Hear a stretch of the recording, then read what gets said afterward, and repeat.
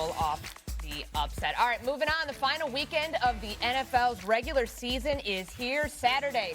Kicking things off where the 1 seed will be decided in the NFC, fresh off a 42-38 shootout win. The Niners welcome the Seahawks to Santa Clara at 8 p.m. Eastern, 5 p.m. Pacific on ESPN and ABC. The winner of this game wins the NFC West and earns a first-round bye in the postseason.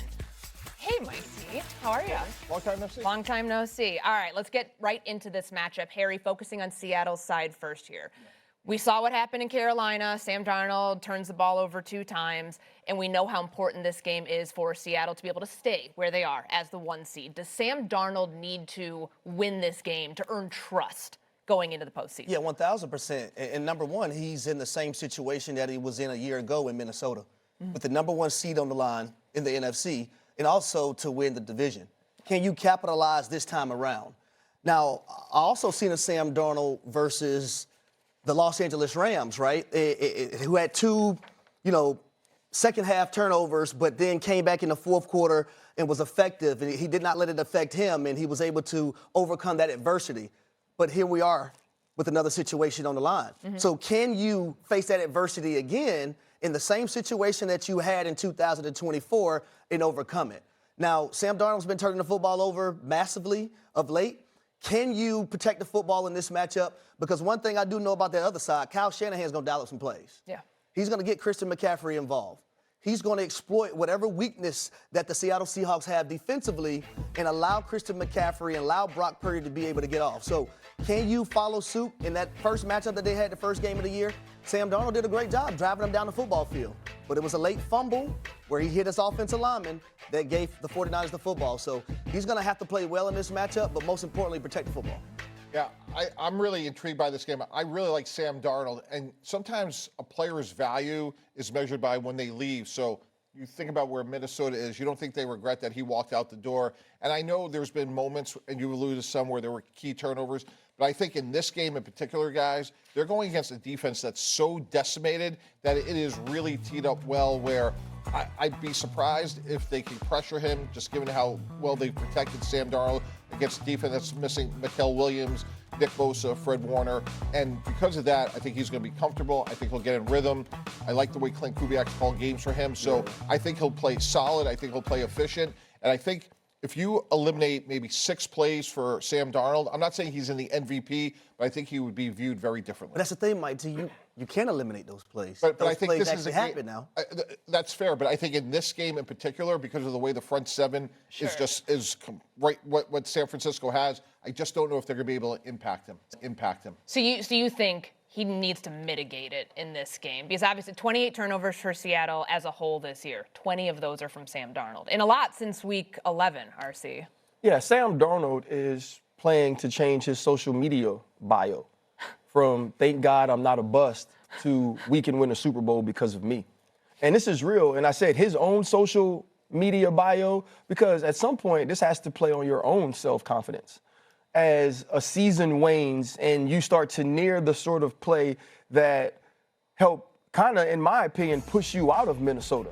The way you played against Detroit in that last game, 4 times being in the red zone, 2 times turning the football over on downs, the other 2 times kicking field goals, getting sacked 9 times against the Los Angeles Rams, which isn't all on you, but in a blowout in the playoffs. And now down the stretch, every game that this team has lost or the games that have been close, they're close because Sam Darnold doesn't perform. Other teams are staying in the game based on Sam Darnold's mistakes. And now it's exactly what you said. The San Francisco 49er game is setting up for me to be a star. We just watched this offense in the first half not be able to stop Phillip Rivers on Monday night. We watched Caleb Williams have a day the next weekend in prime time. So now you're telling me Sam Darnold with this team, with Mike McDonald, with this great defense that got a chance to be the number 1 overall seed, you're coming in against a decimated defense who doesn't have Fred Warner or Nick Bosa? I'm supposed to shine. What happens when you don't? What happens when it's tough? Can you even believe in yourself? And now everybody in that locker room after this game, if Sam Darnold doesn't perform, gets to look at him and will look at him and say, all of us, Super Bowl ready. We still don't know about. And we have the conversation, too, about regular season success against postseason success and what happened last year with the Vikings, and Sam Darnold in that first-round exit still lives pretty fresh here. On the other side of this, you have Brock Purdy playing the way that he has these last 2 games. 5 touchdowns total against the Chicago Bears in that shootout, and then 5 passing touchdowns the week before that. Mike T, who do you think performs better in this game? Knowing that what's at stake here for Sam Darnold, is it going to be Purdy or is it going to be Darnold? Yeah, I'm going to go with Sam Darnold. And again, I think Brock Purdy's been great, obviously, like the stats you've referenced. And again, some of the plays he made against the Bears. But it's also against who you're going against. And I just don't see the 49ers having a way to impact Sam Darnold. And look, they haven't been balanced on offense, but I think they'll be balanced enough. So he'll be able, again, I don't think he'll have the weight of the world on his shoulders. And RC, I just want to clean up one thing you said. Like, you talked about how poorly he played last year against Detroit, and that's probably one of the reasons Minnesota moved on. I've been in those situations in front office where you move on from a player and you don't realize his value, again, until he's gone. And my sense is, for all the things that he hasn't done well and all the bumps in the road, I think the Seahawks, when it's all said and done, feel like, hey, we've improved over Geno Smith. We've improved over Russell Wilson. We should have our guy here for a long time. So, again, I'm not comparing Darnold and Purdy in exactly how they're playing right now. I'm saying in this game, because of who the opponent is and the opportunity that Darnold has, I think he's going to play really well. Yeah, I'm going with Brock Purdy, a.k.a. Vanilla Vic. A guy who's more elusive than a lot of people give him credit for. He showed people time and time again, and people across the board continuously doubt, should San Francisco have paid Brock Purdy all this money? Is there a quarterback controversy when, another quarterback was there and making plays? And I all laughed at it. I laughed at it all. Because Brock Purdy throwing with anticipation, Brock Purdy understanding this offense through and through. And what told me Brock Purdy was ready for this offense is with his rookie season when he got thrusted into the lineup and had to play against the Miami Dolphins. And I seen a Kyle Shanahan, who was a phenomenal play caller, not hamper Brock Purdy like I seen him do Jimmy Garoppolo. He went out there and had the full offense, full-fledged, for his quarterback, Brock Purdy, to be able to operate. So I do believe he's going to have a bigger game. You got Christian McCaffrey, someone who I feel like should be top 3 in MVP voting right now, or from an MVP candidate standpoint. And I also think Kyle Shanahan plays a big part in this. I think him being the play caller for Brock Purdy with Christian McCaffrey going against a very aggressive defense, he's going to draw up plays to use Seattle's aggressive defense against themselves. I don't care. I don't know who's going to be the better player. That's why they play the games, but it better be Sam Darnold. If it's not Sam Darnold, it's a freaking problem. And here's the issue.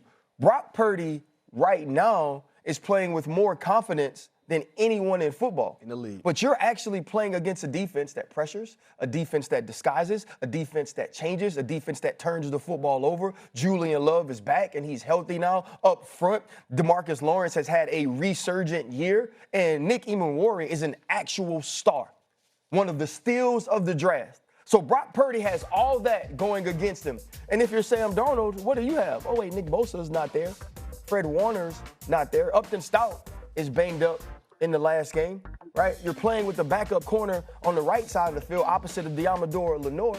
You're supposed to go out and have the better game. You're supposed to go out and put your team in a position to host football games all the way throughout the Super Bowl. So it doesn't matter necessarily what I think or who will have the better game. It better be Sam Darnold. Because if it isn't Sam Darnold, it takes, in my opinion, every single expert's opinion that the Seattle Seahawks can win a Super Bowl, and they won't be able to win it because of the guy that is calling plays. Do you think it'll be another shootout like we saw last week?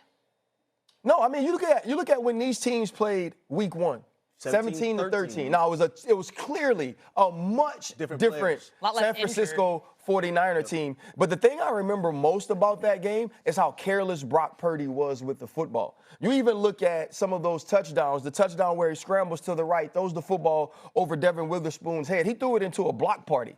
How much of that Brock Purdy will we see as opposed to the guy we've seen down the stretch this year? Because him protecting the ball, to me, is even more important than Sam. And the reason I think it's a lower scoring game, too, is as a defensive head coach, Mike McDonald's probably saying, Clint Kubiak, hey, a really good way for us to defend Brock Purdy is to keep him on the sideline. Yep. So the more we can play ball control and manage the game that way. So typically, at least the defensive coaches I've worked with, the Rex Ryans and the Bill Belichick's of the world, like they sometimes will say our best defense is a much more of a conservative offense, and that's why I think this is a lower scoring game. All the marbles are on the table on Saturday. That is the NFC 1-seed matchup between the San Francisco 49ers and the Seattle Seahawks. You can watch it 8 p.m. Eastern Time on ABC and ESPN.